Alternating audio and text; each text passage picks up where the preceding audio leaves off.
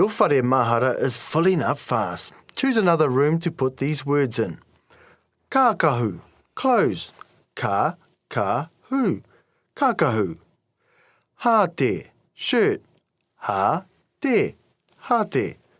Portai, hat. Po-tai, portai. Taro, trousers. Ta-ro, taro. Panekoti, skirt. Pa-ne-ko-ti, panekoti. Tōkena, socks. Tō-ke-na, tōkena. Hu, shoes. Hu.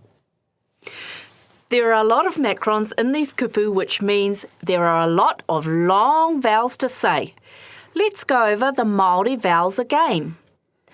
A, e, I, o, u. Remember to say the kupu using these vowels. Otherwise, a word like hate could turn into hate, which is not good.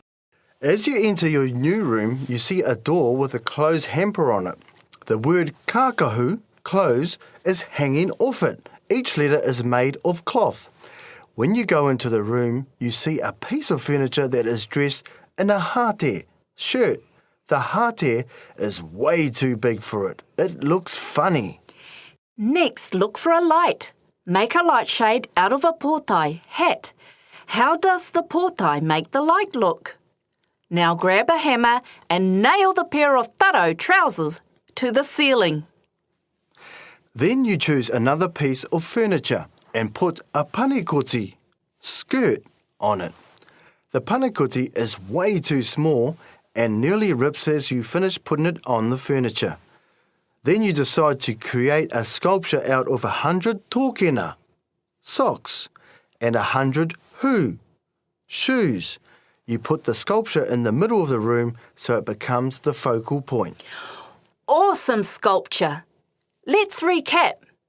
So the door to the room has kakahu hanging off it. There is a piece of furniture dressed in an oversized hate. The lampshade is made out of a portai. Taro are nailed to the ceiling. Another piece of furniture is dressed in a panekoti, which is way too small. And in the middle of the room is a sculpture made from tōkena and hu. Ka pai, play with these kupu for the next few days.